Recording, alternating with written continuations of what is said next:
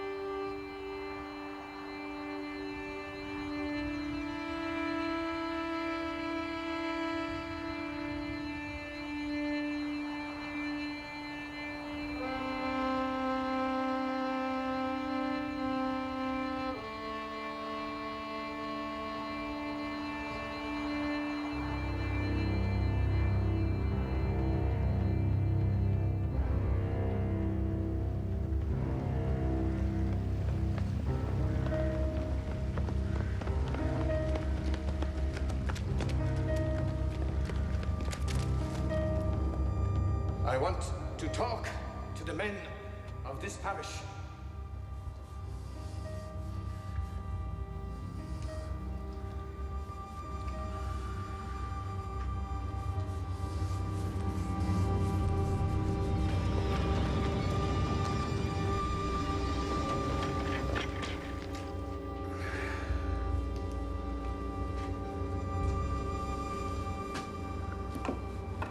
A blackthorn stick, raised and brought down on the back of another man's skull, is greatly as harm.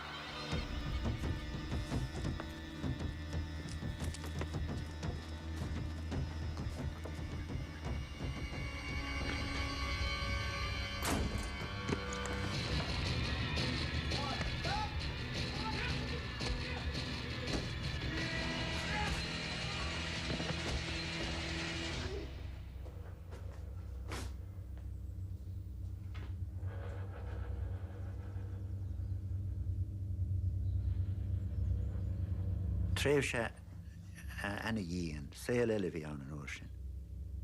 Ghuiling na gnádaoine a lán. Bhealach ó cinál pressure cooker a bhí an éire ag an am sin, bhí duine faoi bhrú, bhí an bochtans go fór le hen, bhí duine díreach marachtáil ar éigen ar na fermacha, bhí bora faoin déanra, bhí na daine faoi chois. Ag tús na néú sé dé a gnéirí. Tháinig fás ar ceann na gnéithe is doracha is dar na tíre seo. Ré brúdúil fuilteach míthróceach na feicsiníochta. Fíróga a dheampigisteach na drodarí fuilteacha. Níos fíochfar an ná mar a bhí fiú I nú áireach ag an am.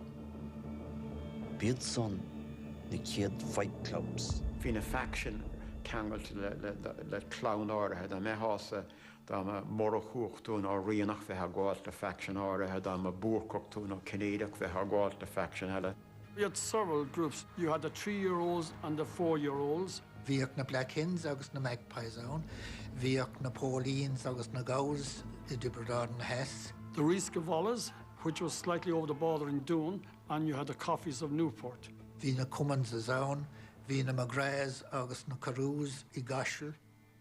Bhí a daonra a bhad níos mó féin dua na mar atá inniuh.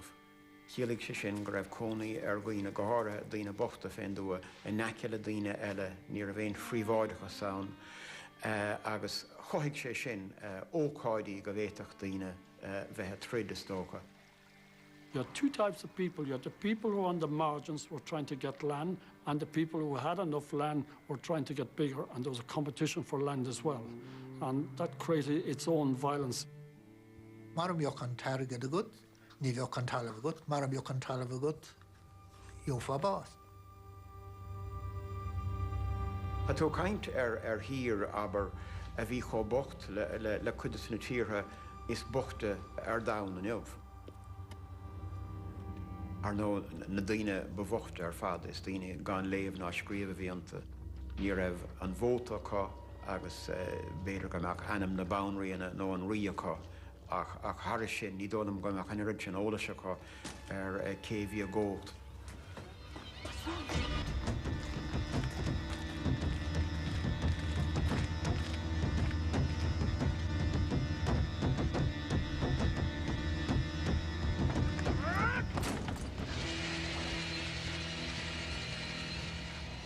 raibh éon tríomh có as na cúisteanna ná dul chun lí agus bín cúis bháin gur handar le chéile agus gur códar i monachrin. Tá meach achtra dá meach dúnharú an san beidir go ducha pólíní nó go ducha an tarm. Ach de gná hí cuasa anna agsúil agus de choigh sé sin deisne do bhaoine túr fair fríd. It was sort of lawless in that, and they resorted to their clans for support. It had a grievance or a grudge against anyone. Tá dóg fé go héir de bhí a go túis, s go gafaí machar a mórtó, go gafa cá raitha, cá dhéanha, chacht in éigent, lacha le cabhar ó ainge, uoranta dhéanha éirad chun tú héna chosint. Leis na congéalacha seo, tháinig fás ar an bhréigean ar luas lasrach faoin dua. Dás grúpaí cuachtacha, buinte móra nó factions, a heich a bríon lena chéile ar lán éananig. Ní umar a scáil gan díomháil a bhís na trodanna seo, ach marú agus gortú ar scála fíochfar. First of all, there was the noise of sticks banging off sticks of the opposition. Then there were sticks banging off the heads of the opposition on both sides. The women fought too, they, not physically, but they fought with stones, and some would put a stone into a sock. You couldn't strike a woman, so they had sort of a free license to do what they wanted to. Bhí seanna chasú leis an rudí bhíon lucht siúil an le an júh nuair a bhíonn sé de tríd. Bhí sé fíochfar chuidas na trídanna a hála. Apart from the blood pumping out of heads and other parts of the body and things like that, but the shrieks and the screams, apparently, people who heard them would never forget them. Bích go raibh fulling tú fásach a baint leis, a líon troda bí a hé le sciláir. Dá le scríonóirí ar nós William Carleton, bhí gá chomór leis go raibh Eleonóirí ag dul heimpel i múna na sciile seo sna scoile na scarte. It's a fierce system, and it's a very simple system. Once you're aware of the basic strikes and parries, it's not a very complicated system. There's not an awful lot of moves or different strikes, or it doesn't take you 10 years to learn it. It's very direct, very fast, and it's extremely efficient. It was a single stick, and even within the single stick, you have a pugilist system, like a boxing system. You had a single stick that would have been used like a sword, and you also had the dos batterie, which was with 2 sticks. 2 sticks was more often used with the masters, and they would fight each other in one-to-one combat. As in a faction fight, there was scarcely enough room to swing 2 sticks or to get 2 sticks going. Ceapan híon go raibh nósbhreachtáire a buint leis na faction nuair a thos níidir, gur sais tlaí garbh a bheithiad. Agus gnúsáideach daoine bataí agus go raibh sciláirithe a buint le daoine a bhóla. Ach nach raibh sé gceist go marófaí daoine, go ninfií dochar agus an son go meach trídeile ina dhéag sin ag an géad éana chaile. Ach ní mar sin a lean thar na blianta gur chothaigúdas na hacrann seo nimh agus gur chríochnaigh sé mar ócáidí bhí methe ó smacht ar fad.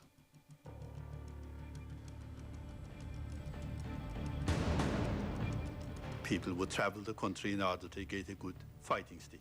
They were very carefully selected, very carefully cut. They were polished. They were kept up the chimney to be seasoned.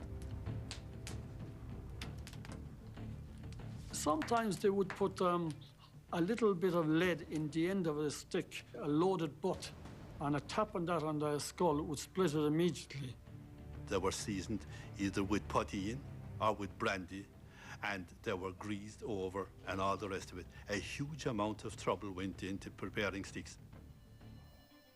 There was an art in holding the stick. You hold the stick with your thumb that you wouldn't be blown out of your hand. Also, you hold the stick about 1/3 in, because they were going for the elbows, and if you got tap on the elbow, you release the stick. Bheadh píosa lethar cheangailte heimpel ar chéal na láimhe leis an bata bhí tríd ar agla go nimóch sé an lámh uatha. Because if you lost your stick in the middle of the faction fight, you were in absolute real trouble. You didn't have a hope.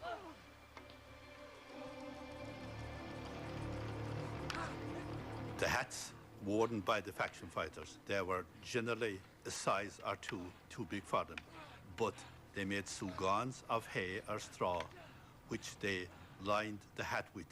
That was to take the blows of the sticks. To kill somebody, you would have to impact a great force to the head and to a vital area. So by and large, when these fights began, the early intention was to knock a person to the ground, concussed, and then the person may not be assaulted any further. Conversely, of course, if they were assaulted on the ground repeatedly with a heavy object, like a weighted shillelagh, then they would receive repeated blows to the head.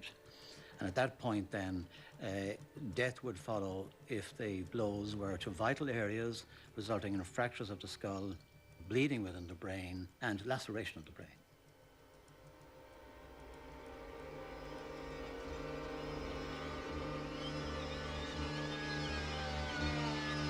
Van an triblóir go léir, beag nach a gcónaí le talamh. Duine hócach ferm, esamach duine chur amach ar móthar, nó duine tharach fianaise de lucht an lí mai earla duine dhéon rud éigent, an lí dar leis an húdaráis.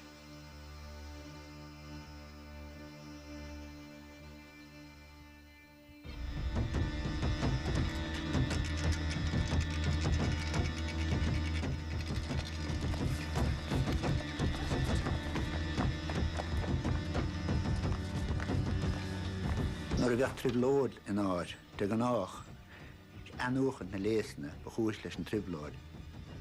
Mar chuirtí na daoine amach ar a móthar, agus hócach daoine an talamh an son. Is chun stoppa chuir lei seo, bunaíodh rún cumann na White Boys ag Dibredáil. Bhí sí mar aimimecha na tinóntathe a cosint ó na tíornaí talún, agus scabhra chur ar grabéirí a thóg talamh in áit daoine eile a caithfeadh amach. Ach gan trú an áit tróchre dainge a bhrisin lí, ní a bhada a bhar na míonta úis lei seo. Bhí na cuirne a dhéon na buachlaíbána, agus lucht na factions, gur buachlaíbána iad bhí ar úfásach. Gur gás in bilbóa in eice le cahar limaní. Thóg trúrar fer mór talamh a chuirg 27 amach ar móthar, 27 teilech. Agus mar íag an trúrar go. Agus ní hamháin son ach mille chur na cuir agus gearag an ceandah in amháin díobh.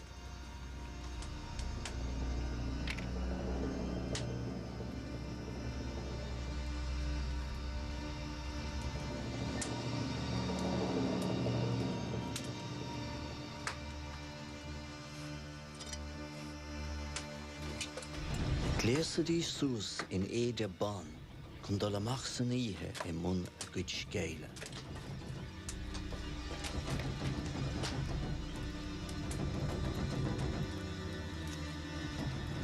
I Dibredáil na hosna siad, deirtar thart an bhur shillelagh.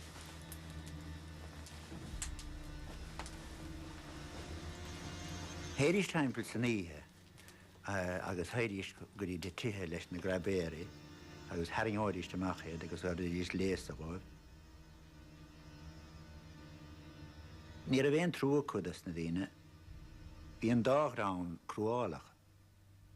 Bhí an lí cruálach a bhí món an do buachlaíbána cruálach ó má. Chosann siad na túthánaigh. Hása gom gur dhéanamh a chuirnú fásach ach nuair a bhíidir san haimpach go minic bhí lucht an lí cuairmach sa a osna siad a caithfeadh daoine amach ar móthar nó gnéanana díos é góra na túthánaigh. Buinte múra ba dhéanana carawataí agus na sean bheistena a thosnig I Dibredáil an heas. Firóga gan mórán talún ba dhéanana carawataí, agus firamóí le muoin a bhís na sean bheistena. Idir hochtaí agus a cúig agus hochtaí a trucha.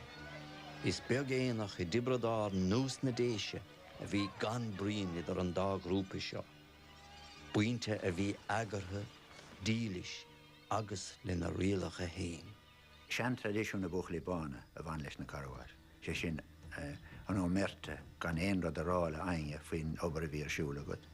Gan a bheith gól agus gan riamh bheith sodair ní na núsal gan géile agus mar sin de.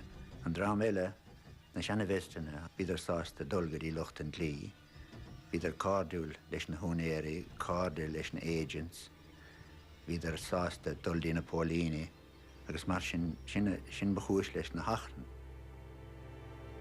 Ach bhí taobhile I bhfad níos brúdúla ag na buintí seo chomá.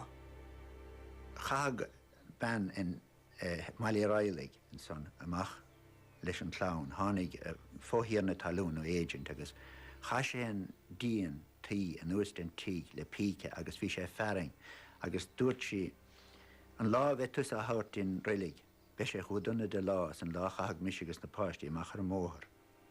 Tá an clown sa heimpel fós ní luha me na henimnacha den duine a chur na dtíine amach ar móthir. Bhí an chuir bheits ar fad dar leis na factions agus dar leis na buchlaí bána. An té an égóir ar bhaintrach, ní a bheith rud amháin an anda an bás. Bhí fearthail ag crosar ní dóran san Tomás McCallte benam den nó an fídóir thugad istear.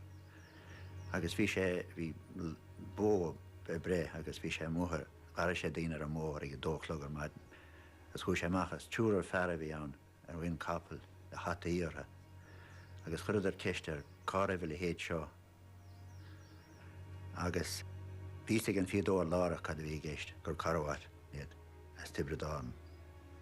Agus bhí an bhaintracht híos I maiil na ngáil in tígéile thug daine tígde. Agus dúirt sé leis an túr ar fearr doch síos tí bail na ngáil agus caint leis maintrach. Agus chaisí héanaar a glúna sa macha agus dúirt sé leo ar sandéin am aragan fearr. Bhí an fearr sin mar a bhaníhe sin marach an bhaintrach.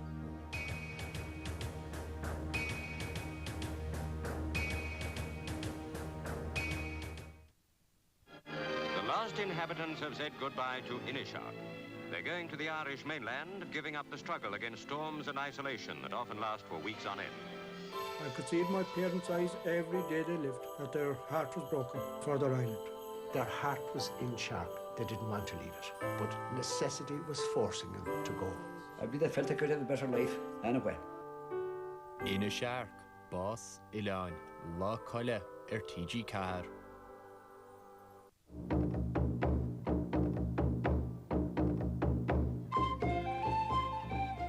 Bhí taobh deas an áthúil a baint leis sa bhéidir go mbeadh sé ar siúl le líon féile nó lán fátrún nó lán éanaig sa counter sa go speisialta I counter na néise bheith fá caint ar cultúr na naoine ar cultúr na tuatha nó ar cultúr na cosmhuinter. Nuair a hagad na daoine le chéile ar lán éanaig bhí é an cabhaimseir bhí có agus de bhíoch bhfuilí á thabhairt agus de bhíoch trid agus bachar amán mar cuid den cilúra san. People use the occasion to let off steam. Local disputes and differences were carried and brought to these fairs. Bhí rírá ó fásacha lán éanaig, ní bhaith fí aon doch an ceangaí dhéanamh ná bath díal nó airad leis an tríd bhíoch ar siúl. Ar slí eile bhain sé le curaniúil na féinúlachta is dóilam. Go rá na firóga a rá seo muidna is buine muidna leis an gceantar seo agus is muidna na basas sa cheantar seo. Agus heich fearr suas lár an éanaig, haringíoch sé an cóta ar an talamh agus an té heasach ar an cosógan san os nóch an tríd.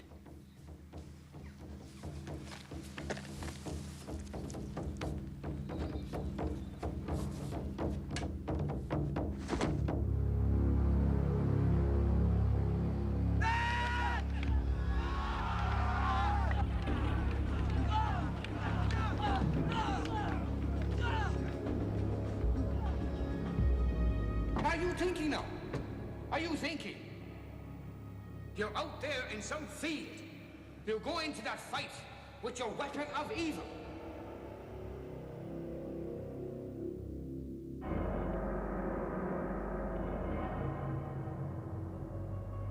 And before you have a chance to turn around, somebody has brought their weapon down on your skull and knocked you senseless.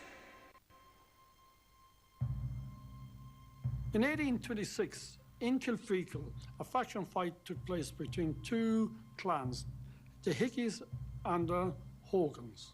But that's not the real story of the clan.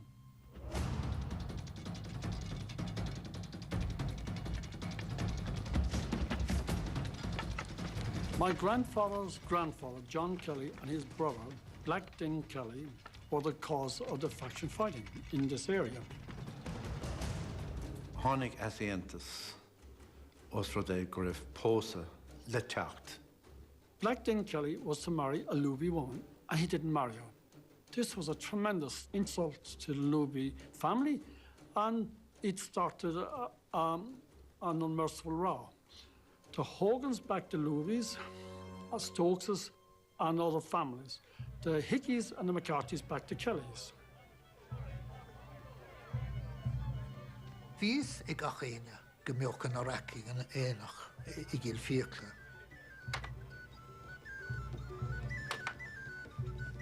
I dŵs aimsre, bolaidre na Hickeys derter.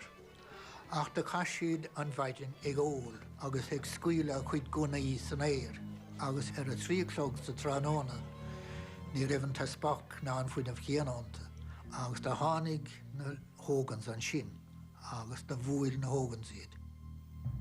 Bhí an triide barc I Kilfeacle, agus bhí drám Hickey leider agus an drám ó muinter I Hógáin leider. Dertar gur raibh 600 daoine an barc.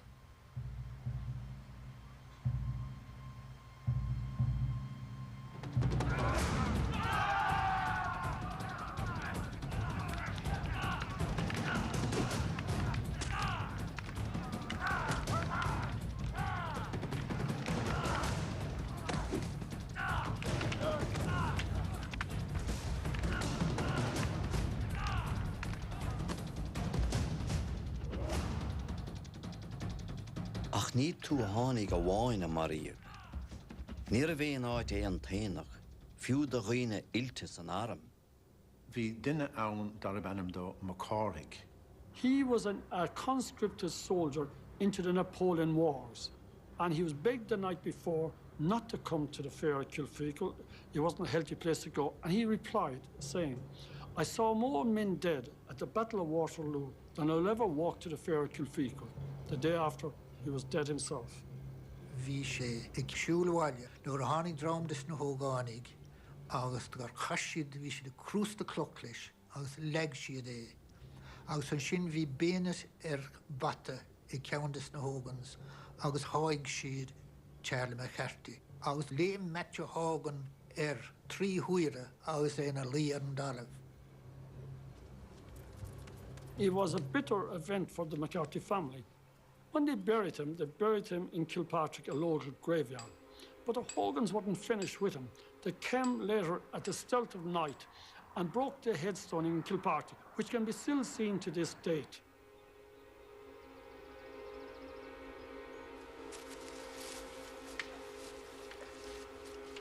You're lying there, bleeding to death. You're dying. Everybody around you is too busy. Too busy avoiding blows. Too busy deliberately killing each other.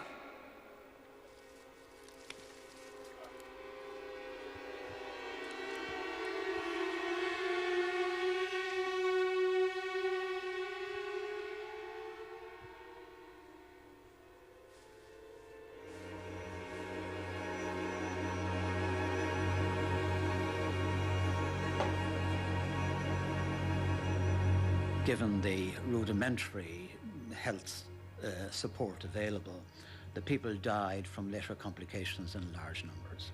Individuals would have suffered large scalp lacerations, which went unrecognized and bled. And they subsequently bled to death because of the bleeding arteries. They might have been treated electively with cauterization with a sharp knife or a hot knife. Subsequently, very rudimentary type of treatment. So I imagine there were unfortunates, who survived the head injuries, survived the concussion, with awful disfigurement of the head due to large areas of the scalp being removed as a result of assault.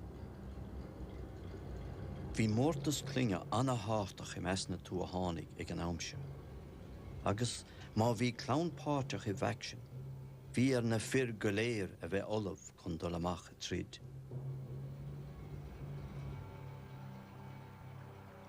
There was a travel writer visiting a town in Limerick, and he was standing on the riverbank. And while there, a young fella came running along the riverbank, followed by a man who was much older than the young fella. And the travel writer intervened and asked him what was wrong.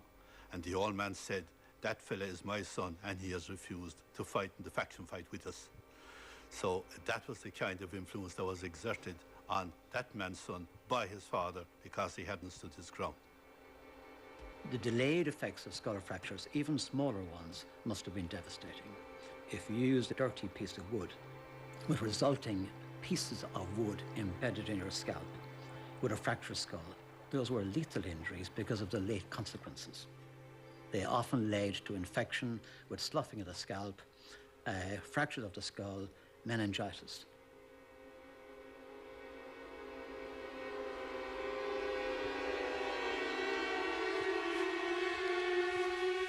Na spalpini hánig cúing abuir ó chiarí agus ó limnach. Well, bhí cuitíomh siúd in muíocht leis muinter Hebredáin, leis glábhathe Hebredáin. Agus ba vinnig tríd mar jaall sin. Go raidis istíthe go dtí an sciból nó an tígan na míocht na spalpini in a gola. A thugdar ráha dó an sin. Bheith glantamach as an áid. Agus dúirtar, má haga míad a reis rís agus gúilta fós an sá, buine míad an lechlóstíd. Agus bhí sin dúna go leor, agus an sin dúirt siad. Agus má haga míad a reis an tríobáta, agus gúilta fós an sá, buine míad an lechlós eiledait. Léiríonn sé, cé có díana sa bhí an séileartha, go éanadí sé sin. Ag an tús, ba rid le maidí a bhí geistins na brint.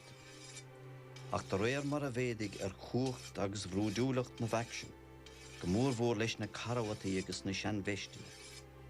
Banna gúsáid as gunaí mór le sí ferme, nó pérad go bhaidhí dochar i anamh leis. An cuidas módas na gunaí a bhí an, bhí siad cloch hinne flint lach. Bhí got dós an púdar a churas deach tríd an béal, agus an sin bhí bata púdar chun é an brús síos, agus an sin an orchar a churas deach, agus an sin an trigar a dúsáid. Bhí sé maul agus dechar, nuair bheocht daoine ag teacht thar timplairt ní rá ach an sean sa bháin. Bhí píche acu, bhí forcanna acu sin, forcanna firma, forcanna fér, lai éon úris gur féidir lá fuair a chur air. Uan te jaradist an bord an spell agus cheangalídist ar bate, bheith sé sinna cochú má. They used big long sticks with a steel spike in the end, really a spear, and drove it straight through the opponent. Dhéan siad scris, dhéan siad dochar, níor a bhéin agla go, agus sa sé beagnach do creidtha níis nó a léon túna na cúntas agus mar sinnta an sórt dochar a dhéan siad. Chuidir lán gunaí, agus bhí an guna bheitse bhí chun a sanamh shotgun. Guna fóléireacht agus gearadíist an barla, agus bheith sé stig féin cosóga chu.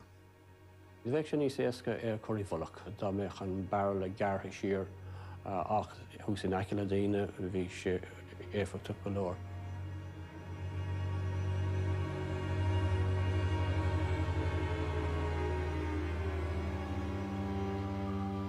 The worst faction fight in Ireland was at Ballyhay Strand in Ballybunion, North Kerry.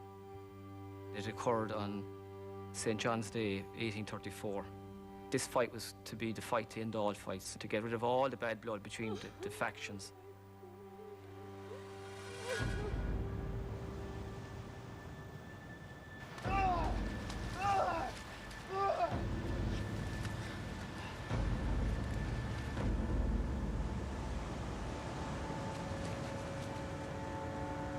There was a tradition on St. John's Eve and St. John's Day that In conjunction with the races, the faction fight would take place. There would have been a festival atmosphere, some entertainment, alcohol, food.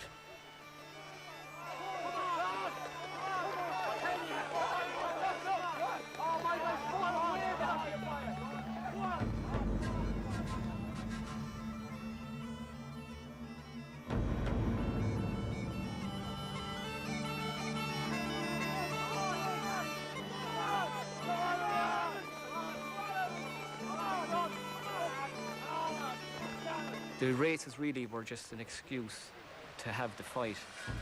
The crowds had been gathering for a number of days beforehand. The Lawlers and the Mulvihills on one side, coming from Oireachtaí Connor, and we had the Cooleens coming from Clanmorris. They would have travelled overnight, early morning, and taken prime locations.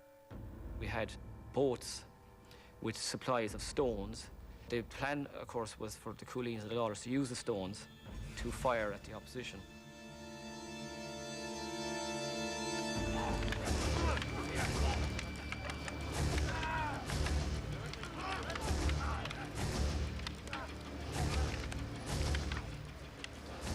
The fight became very brutal.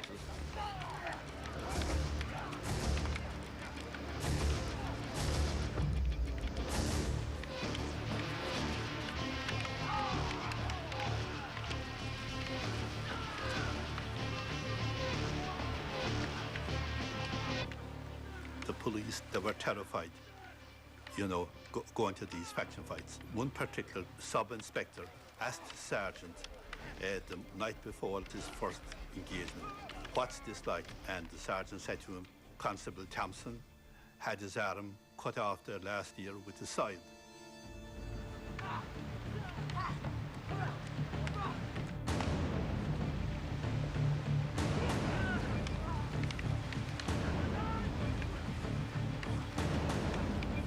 The police did not have permission to fire shots over their heads. If they fired, they had to fire to kill or injure somebody. Very difficult for the police as well, a foreign police force, soldiers, to enforce peace. And they felt if they did get involved, the crowd would turn on them as well. It was known well in advance that that fight was going to take place. If the same information was available to the Gardaí at the present time, you would have the Garda Right Squad on standby, and you certainly would have some army battalions as well on standby.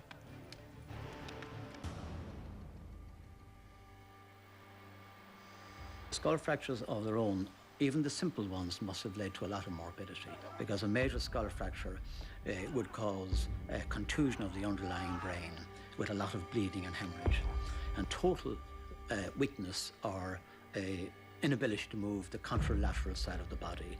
So a blow to the left head or a fractured skull was lethal, making you unable to speak and making you completely paralyzed on the right side of the body.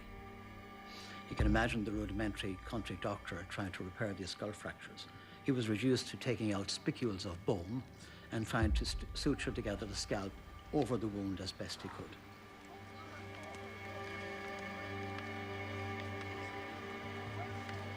You can imagine the shock and the sadness. People saw what was erupting in front of them. In the sheer frenzy, the boats capsized. People literally got trapped under the boats. They were drowned.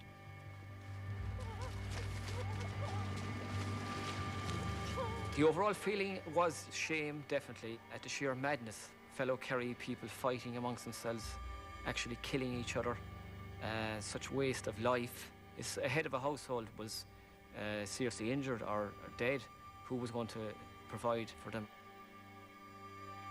Cuireann sé náire beidir gaí náire go rómar mar sin má bhíamar.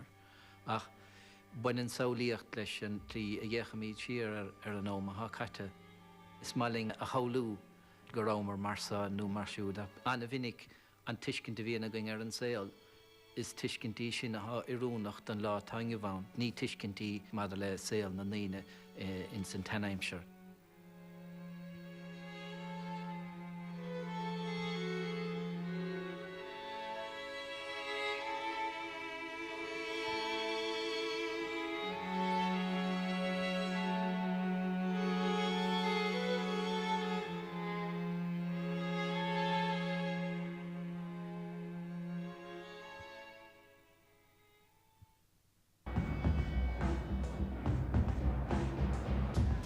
Bhí tíiseach I gceannas ar gach faction. Léachra múra a bheall na firóga lena gcuid cuachta. Bhí dílseach den gceanara seo riachtanach don mó ebre a bhí acu. Tá thugadíist téarmí míleta ar a hen gomininic de bhíoh captéin ar na Caravati nó bhíoh captéin ar na Seanna Vestana. Cuide có thugadíist mór, go méid ís dílis den captéin, agus go dúchadíist amach nuair a gléfiartha. Johan captéin gléach ar 8 seachtú 8 céad duine leis tí de barúntacht a bháin, chun dul éis go dtí an éanach. Ní daoine cúlacha, iad san na chuiginntacht daoine bhí I gairí amach sort gagaí móra bí iad san a bhí sásta airí amach a gcuine an drí. Sort duine go raibh sprid nechatíonnta bant leis bí an tíiseach. De gan ná uaireanta léach ná túla bhí ann. Duine láidir, duine go raibh sprid a bant leis, duine ná géalach. Uaireanta macabóige le fermúr. nó duine go raibh bhena cháil ar I bróistí. Bhí duine bhána I mthain slíomh gúin is cheantar sin Tomás ó fóilú benimda. Agus bhí cáil ar sin mar ceanara ar na Carwat.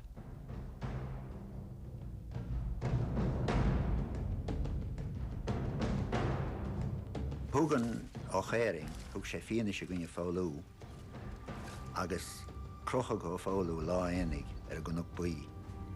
Hart 806, 807 nó mar sin. Agus bhísigh na daoináid san áit cé thugan fianna sé ó chéiring, agus bhí sé gobar an mús a fáirt lá, agus tháinig Bert Carwat, léasta mar bhaná legad ré, agus an son fuair ar clocha den clí agus in den brúsca dá cheann.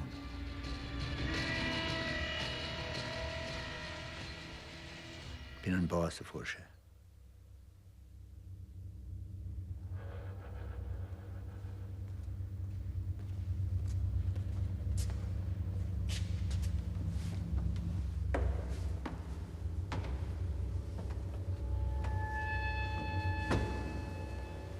I want to ask you a question. Have you forgotten what a mortal sin is? In 1820, a priest, Father Laffin, he said his first mass in Capper White, and he made the mistake of denouncing faction fighting. You're lying there, bleeding to death. You are unconscious. Gan ahana, gan urlaura. Who's going to whisper the act of contrition into your ear? Everybody around you is too busy avoiding blows, pounding each other with their evil weapons. There will be no point in saying, may God have mercy on your soul. Your soul is already lost, even though your heart may still be beating its last beats. They boycotted him. They barricaded the church and they would let him out. And he disappeared from that day out. Dinne mí darúd beidir go minic chuma nar a bhéon dlí dúchas a chaun mar a déir fáin san éucé an dlí a bheach ar éireannig an uair sin ná dlí hasanna agus dlí na hímpaireachta. I think that the magistrates at the time were quite happy to see the Irish killing each other rather than taking out their vengeance on them. Dúirt pí leis sin, dúirt sé sin ceandas na cúisna bhí leis an ag mródúlacht a bhí d'Iberdána, the apathy on the part of some landlords and the helping connivance of others. Bhí cúisina áirithe go mbeadh an rud a gairí níos brúdúla agus go raibh sé ó smacht. An son deire go raibh gá pólíní a haingtas teach sa scéal agus na rudaí a chur fé chois. Má dhéon na húdaráis nebhar den affections go dtí seo. Tar éis an troda fásach I géirí in 834, agus fiosrúcháin Lord Melbourne na lean. Ní a bhéon rogha ach an láimh láidir a úsáid chun sciúr seáil na affections a stop. Bhunaigh Sir Robert Peel an Royal Irish Constabulary sa bhliain 86. Ach is Sir Thomas Drummond forú nína héireann a hit an ragaracht an feib a réiteach. He had a huge love for the Irish, and he felt very bad to see the Irish killing themselves. And he said, I'm going to put an end to it. And instead of each province doing its own thing and having its own attitude to faction fights and law and order, they were all brought under one control.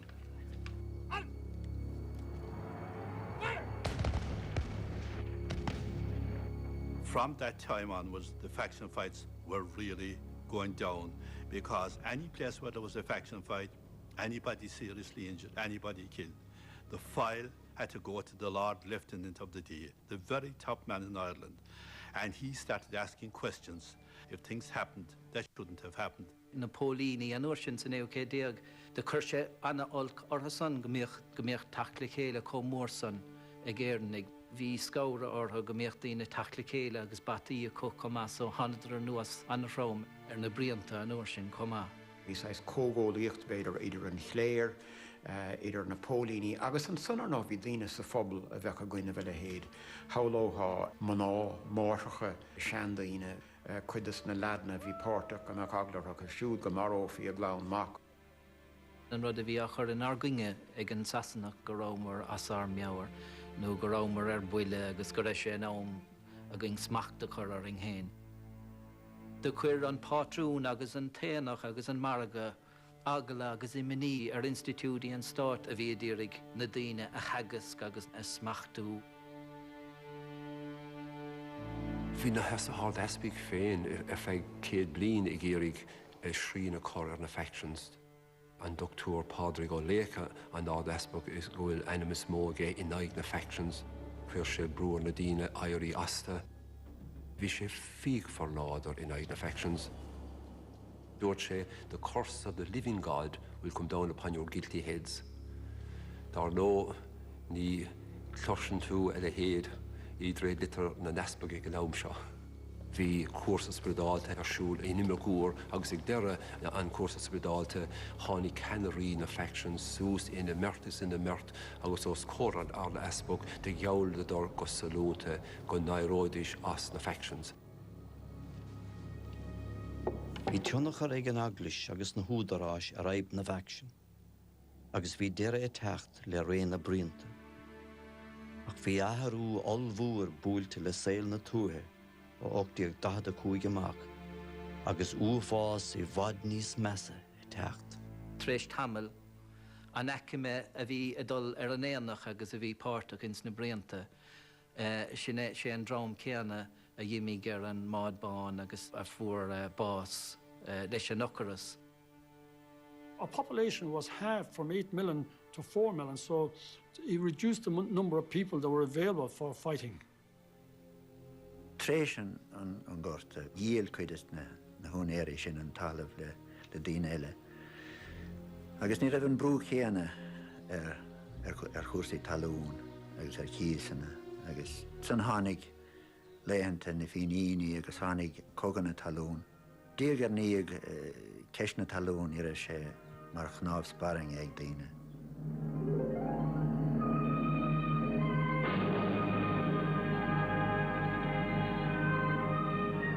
In sa bhíhuaí an san, sé teachtarach an náisiúnachis a tháinig chun tosaigh. Bhí daoine I mula na Gaelinge agus ag mula cultúr na Gaelinge ach bholadar rudaí áirithe agus bholadar darúda dhéanamh an san ar nethe eile.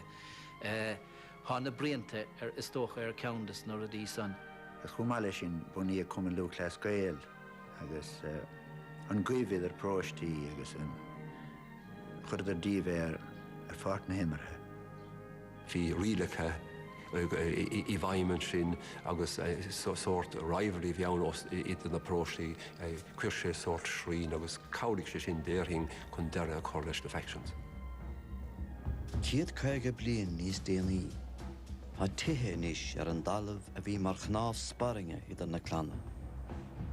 Ach tá ír smíd an gang culture seo fós beo, s na cáthracha agus na bailte múra, agus I meas grúpaí áirithe den loch siúl.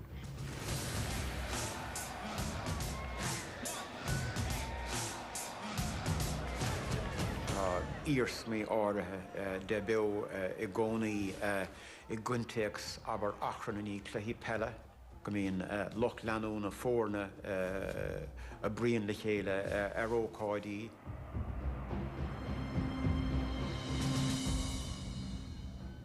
Tá írs mí áirithe is seo beidir ins na bríonta a bhíon ar siúl idir chlána an loch siúl. Tá cuid an tradiisiún an son. What was happening in the settled community long ago was fights over land and over stock and over right-of-ways and patches of water. And it's, you know, they would have fought with the very same weapons as that the travellers would have fought with, as we've seen in recent years. Cé go raibh ar sin sean áthracha éilte I tríd le maidí. Bhí an alíonn trod a gaalach seo dearúta ag an saoil. Ach níos den chéad úr ó aimsir na scoile na scarta. Á daoine óga á ghabhla maríos na déise. Everybody always looks elsewhere. It looks outside of the country, you know. This country is rich in martial arts culture, and for some reason we've turned our backs on it over the years.